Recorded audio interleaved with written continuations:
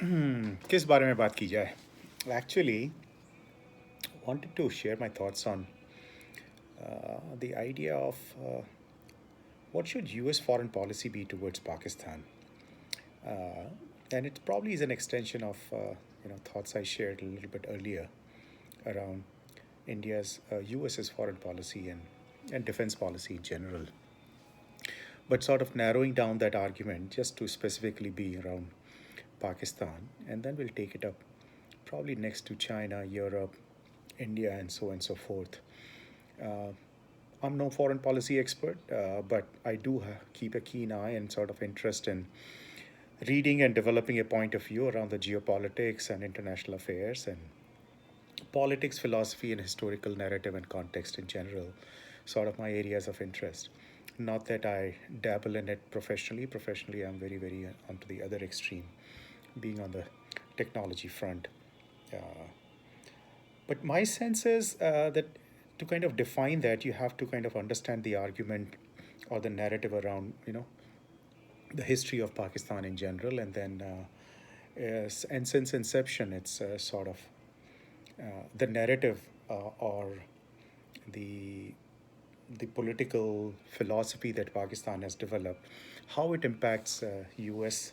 in general, and U.S.'s core interest, and it's the intersection of Pakistan's political and social philosophy and its intersection with America's core interest probably is going to drive U.S.'s foreign policy.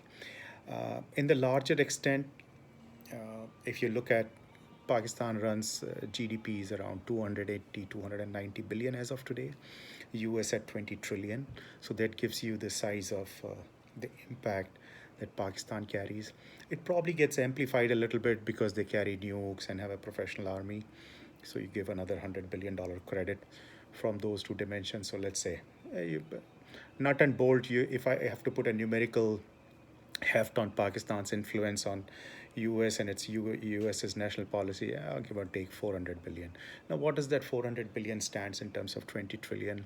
Uh, I have sort of, love economics and its extrapolation in various aspects of life. So that gives you a little bit of an idea of what Pakistan can command in terms of, its interest in and influence when it comes to U.S. defining its foreign policy at large, and the role that Pakistan has that in that scale and size and scheme of things.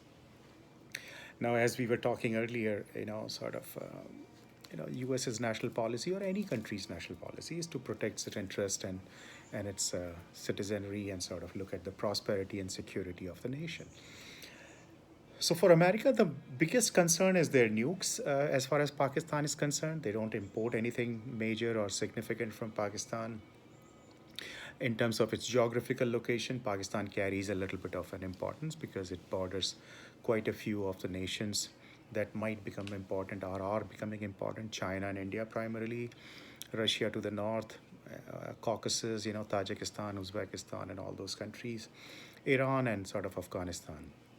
So it's that wedge, in that the whole from where the Southeast Asia starts and where the Central Asia interjects, and sort of Iran at the cusp of the intersection of all these nations and cultures and civilizations.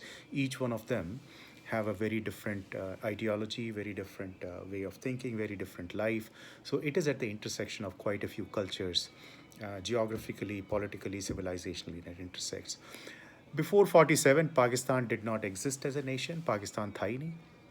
ये तो पूरा एक भारतीय सभ्यता थी. भारत एक देश जो मॉडर्न सेंस में हम जानते हैं इंडिया वो भी नहीं था तब तक. तो सिर्फ इंडस इंडियन सब कॉन्टिनेंट इंडिया जो ब्रिटिशर्स लोग कह रहे थे और भारत जो हम भारत के लोग भारत सिविलाइजेशन को कहते थे वो एग्जिस्ट करती थी.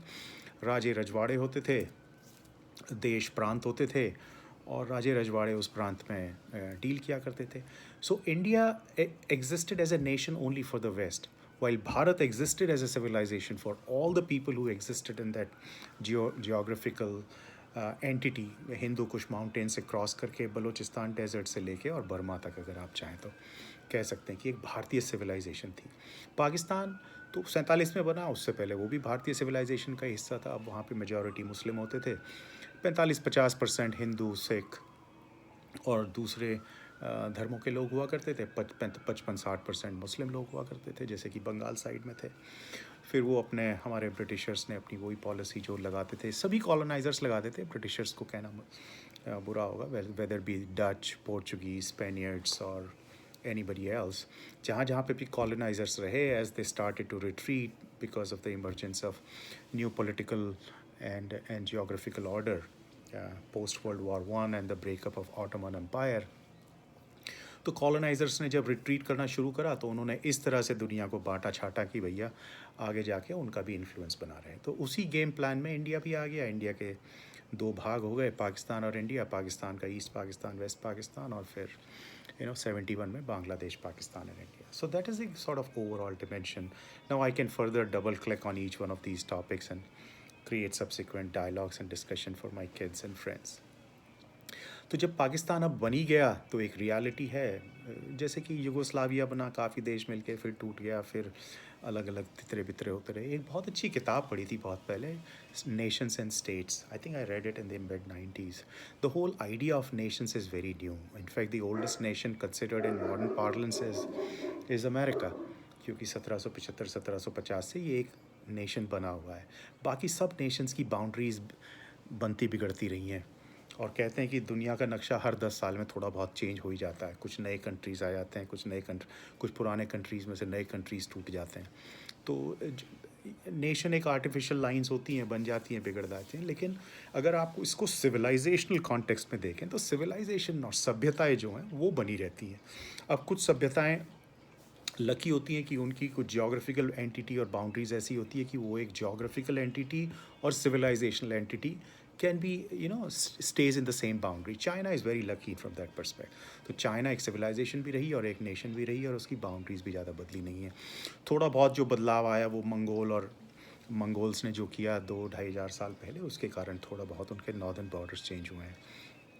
ये थोड़ा बहुत बॉर्डर उनके मॉडर्न रशिया और मॉडर्न यूएसएसआर के कारण जो बदलाव हुआ है। बाकी उनका अगर आप देखें तो जियोग्राफिकल और सिविलाइजेशनल बाउंड्रीज ज़्यादातर बदली नहीं है। बाकी सब कंट्रीज़ का अगर आप थोड़ा सा अध्ययन करें, किताबें पढ़ें, तो आपको अंदाज़ा होगा कि ये जो artificial construct of a nation है उसकी बाउंड्रीज़ हैं वो थोड़ी सी खिसकती विसकती रहती हैं इधर उधर। लेकिन जो इम्पॉर्टेंट बात है कि सिविलाइजेशनल बाउंड्रीज़ वो कितनी गहरी हैं, कितनी पुरानी हैं और कहाँ तक उनका इन्फ्लुएंस है।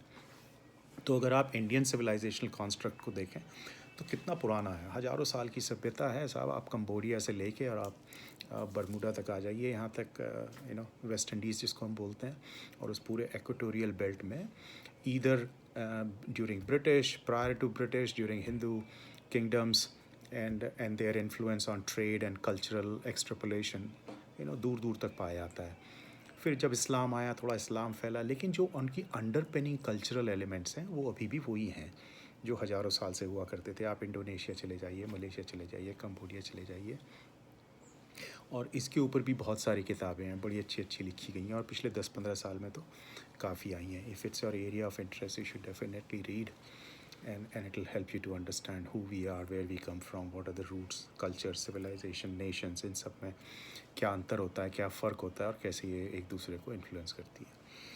तो जब पाकिस्तान वजूद ही 1947 में आया तो उससे पहले का उनके पास कुछ यूएस फॉरेन पॉलिसी एक्सपर्ट्स को कुछ उसको अंडरस्टैंड करने का ग्रेविटास भी नहीं है। तो जैसे कि एक नया कोई आपका पड़ोसी आ जाए मोहल्ले में, तो उसको आपको सोचने समझने में ही कई साल निकल जाते हैं, रिश्ता बनते नाते तो और भी कई साल निकल जाते हैं। और यही सॉर्ट ऑफ पैटर्न नेशंस और नेशन स्टेट्स में भी आता है। जो पुरानी कल्चर्स और सिविलाइजेशंस हैं उनकी अंडरस्टैंडिंग, उन जो दूसरी कल्चरल सिविलाइजेशन और नेशंस होती हैं उनको गहरी होती है, क्योंकि भैया उनका एक इतिहास है, आप पढ़ सकते हैं, समझ सकते हैं। लेकिन जब कोई नया नेशन स्टेट उभर के निकलता है तो उसका इन्फ्लुएंस और उसको अंडरस्टैंडिंग में भी थोड़ा दूसरे नेशन स्टेट्स को टाइम लग जाता है।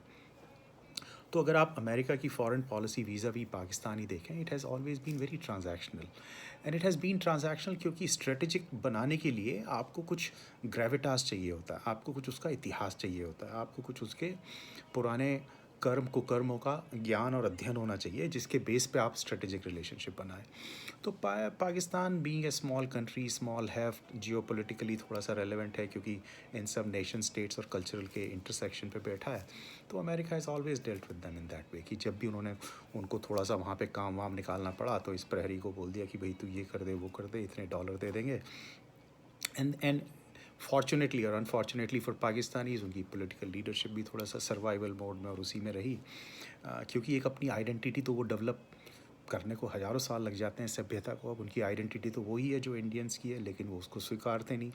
तो एक उनका आइडेंटिटी सेंट्रिक कॉन्फ्लिक्ट जो इंटरनली है पाकिस्तान का, बिकॉज ऑफ दैट उनकी एक पॉलिटिकल डेप्थ और मैच्योरिटी भी डेवलप नहीं हो पाई, उनका सोशल कोहेशन भी नहीं बन पाया। तो जिसके कारण वहाँ के लोग भी और लीडरशिप भी हमेशा ट्रांजैक्शनल मोड में ही रहती है। जो भी 2-4 पैसे देता है उसके साथ उनका रिश्ता नाता बन जाता है, जो वो कहता है वो कर देते हैं, थोड़े दिन पावर में रहते हैं। लेकिन ये अभी तक नहीं समझ पाए कि जो भी पावर में रहा फिर उसका बेचारे की बदहाली हुई। Whoever has been the ruler of Pakistan has never walked away with dignity and grace, because they have always been sort of, being pulled down, and the internal conflicts within that society has never let Pakistan as a nation to sort of develop any sort of a cohesive, long-term strategic viewpoint of who they are, what they want to be, and what do they want to be known for in the global committee of nations. तो because of lack of that, अब American foreign policy experts भी क्या long term strategy बनाएंगे पाकिस्तान के लिए? कुछ नहीं कर सकते हैं।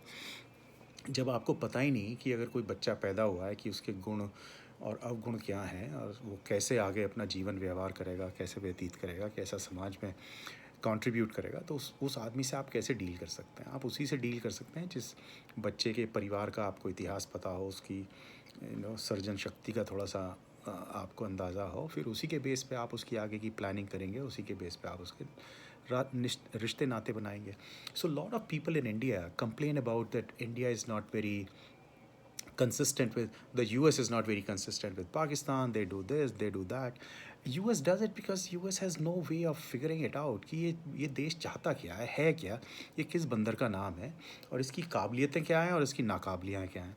तो जब उसको अंदाज़ा ही नहीं है तो फिर उसको वो ट्रांजैक्शनली यूज़ करता है। और आप पिछले 20-25-30 साल का भी देख लिए, जिया ने कहा रशिया ने इन्वेड किया अफ़गानिस्तान को, तो अमेरिका ने कहा चलो भैया इनको बंदूकें और असला बारूद दो ताकि ये रशियंस को पीछे हटाएं।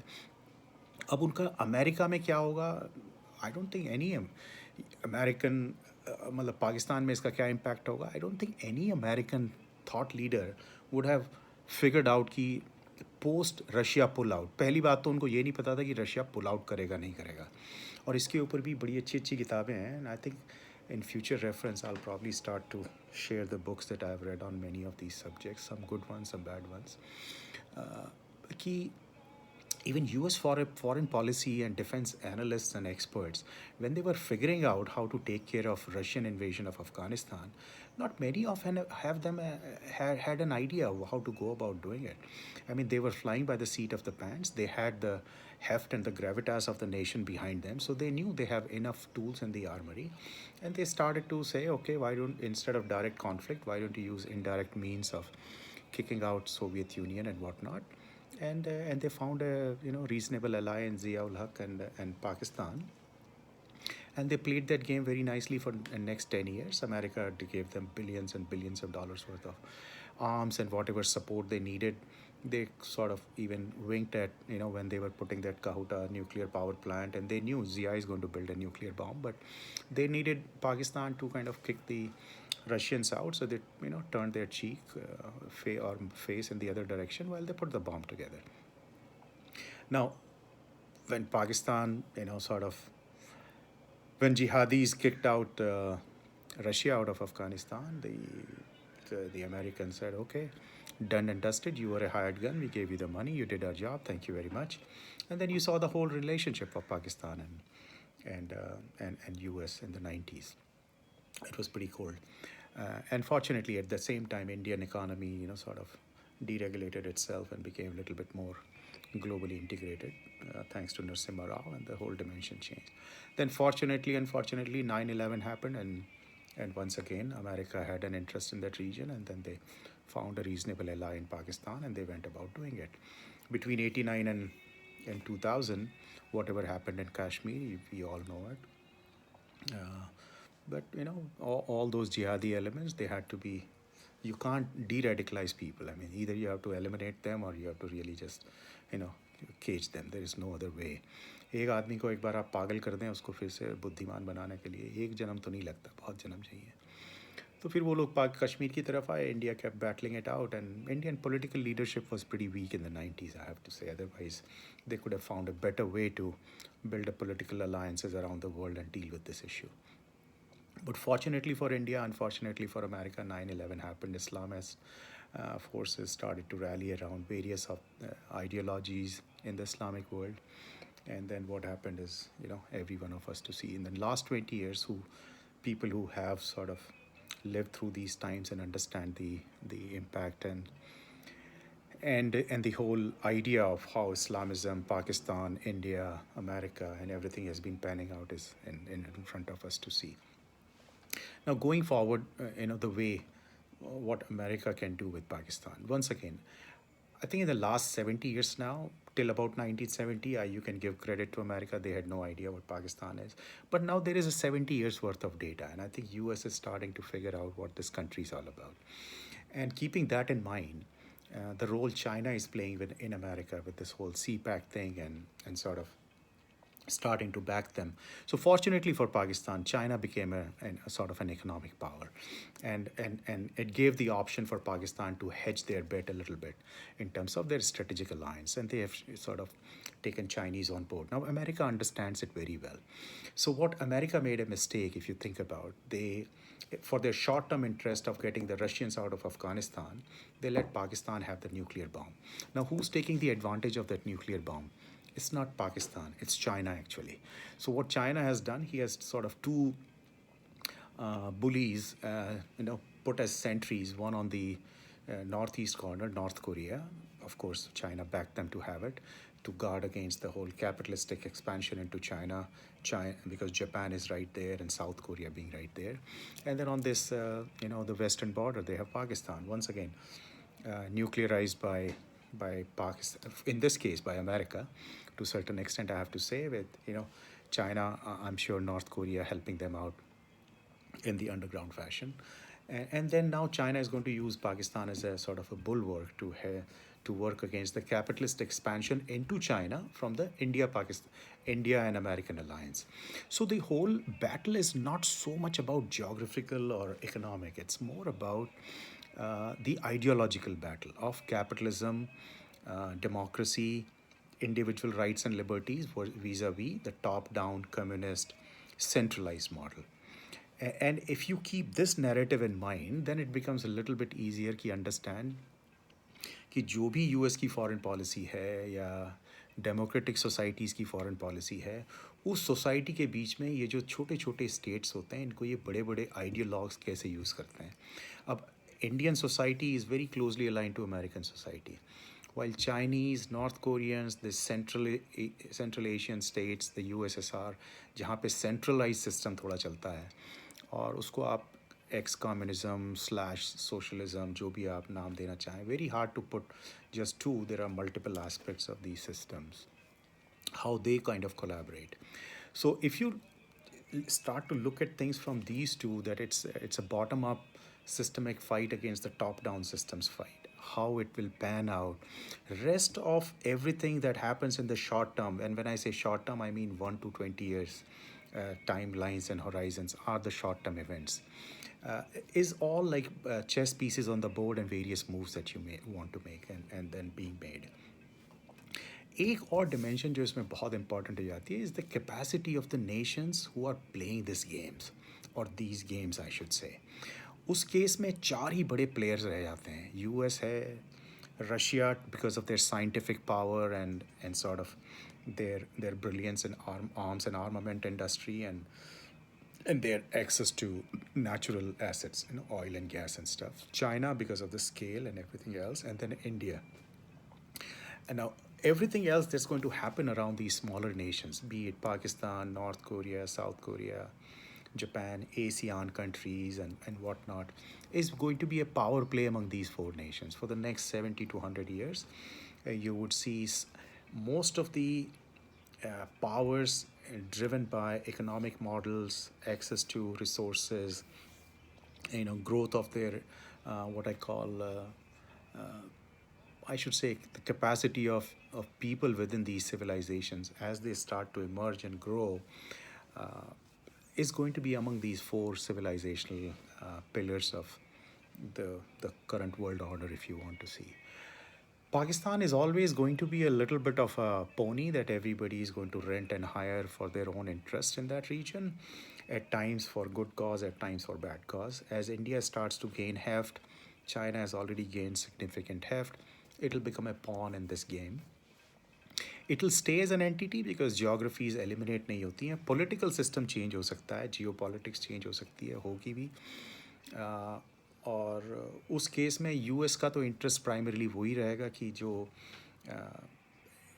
and this will be interesting to see. Abhi to US and India are very close, but what's going to happen in 20, 40, 60 years when India starts to become 10 trillion, 15 trillion, 20 trillion dollar economy? It might take 30, 40 years. And then China once again will be probably equal size or bigger. uh, what US economy will be at that time will drive quite a few of those things. And how US collaborates with India and China and Russia as the power starts to sort of balance out and shifts among these countries. Various things might happen along the way, right? ये कोई linear path तो है नहीं. जंगें भी हो सकती हैं, battle lines can be drawn, and if not, good old style wars, there could be skirmishes of various order, but those skirmishes are going to be to sort of pull somebody down so that you can continue to be a bigger player and continue to command bigger, more resources from around the world that you can use for your own system. Pakistan, US will definitely try to undermine Pakistan. I mean, there is no doubt about it, because if China starts to have a bigger influence on Pakistan and US starts to lose out on that influence, US wouldn't like another nuclear armed state to be a close ally of China rather than US. Now, what happens in subterranean world, in these I don't have access to it, so I don't know who has access to nukes, who controls the nukes, who controls the command structure in Pakistan. And everything that you are seeing, Mullah Fazlur Rahman's, Azadi March and Imran Khan's arrival and whatnot, to certain extent, it's a fight or a battle of Pakistan army to survive. It's not a fight or battle of Pakistani nation to survive. I mean, let's be very, very clear about it. Pakistan doesn't have a political order. Pakistan never doesn't have a social order as a cohesive entity. But Pakistan has a Pakistan army that's armed with nukes. So it's a battle for Pakistani army to stay in existence and to survive.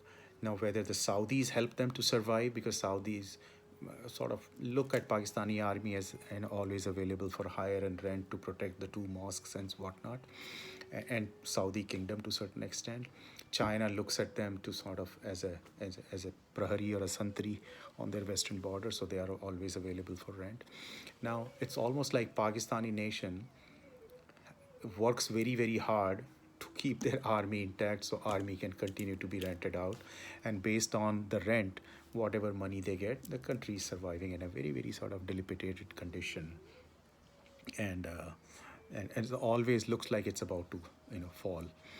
US, till they figure out ki if Pakistan fail as a state, what is going to happen in that region, they are not going to make the move. The day they figure out that if they help Pakistan to collapse as a current political entity, and then whatever the subsequent entities will emerge, how will they line up with America and American interest? Once America has figured that out, they will pull the rug under Pakistan.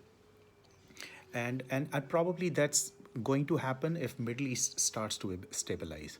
जब तक middle east stabilise नहीं होता तब तक US Pakistan को destabilize नहीं करेगा.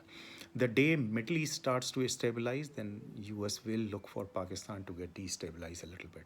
Hopefully by that time India becomes strong enough that it can protect its borders and be ready for the after effects of the collapse of Pakistan. and what that scenario and situations will look like, that's could be worth discussing in the subsequent talks, so we can continue to ideate, play the scenarios, play the situations in our mind, and continue to refresh our intellectual brain. uh, what I'm saying here, what I'm talking here, would that materialize? Who knows? Will that work out? Who, no idea. But it's worth looking at these problems in these, what I call, smaller to larger context, and continue to exercise your brain to stay fresh and happy. And if you have interest in these things, continue to read tons of books on these subjects. There are so many. I'll continue to probably put down in the comment section, or description section, some of the books that I really like and enjoy when it comes to these sort of ideas and topics. Chaliye, keep reading, exercise your brain. Reading is a very good thing. That one thing I would encourage whoever is listening to it, especially my kids and their friends and my family members. जितना पढ़ोगे उतनी मौज आती है life में, जितना आप नहीं पढ़ते हैं उतना ही आप डल होते जाते हैं. किताब की कॉस्ट बाहर खाना खाने से सस्ती होती है. मैंने कितनी बार किताबें ख़रीदी हैं, बहुत बेहतरीन किताबें इंडिया में, जो 100, 150, 200 रुपये की, 300 रुपये तक की आ जाती हैं. आजकल लोग बीकानेर और कहाँ कहाँ हल्दीराम चले जाते हैं 400, 500 रुपये की थाली खाने में, जो आप 12 घंटे में भूल भी जाते हैं कि आपने क्या खाया है.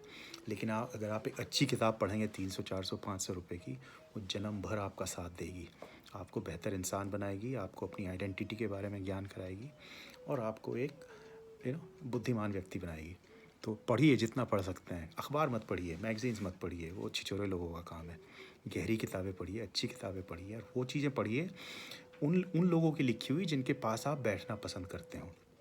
और ऐसा सोचिए कि जब आप कोई अच्छी किताब पढ़ते हैं किसी अच्छी ऑथर की, it's like you are looking at the world through his minds opening. And and just imagine if that person was sitting next to you for the next 2 3 days, how much fun it would be. But since you can't sit with that person, at least you can read a book written by a very smart person, or an in-depth analysis of a great author, and enjoy the world view. तो जितना हो सके, read good books, invest in books, build your own libraries. There is nothing better than that, and it's probably one of the best hobbies I've inculcated in life, and I would highly recommend to each and everyone. Chaliye, this was, I'm ready to go to the airport and have fun. Enjoy. Bye.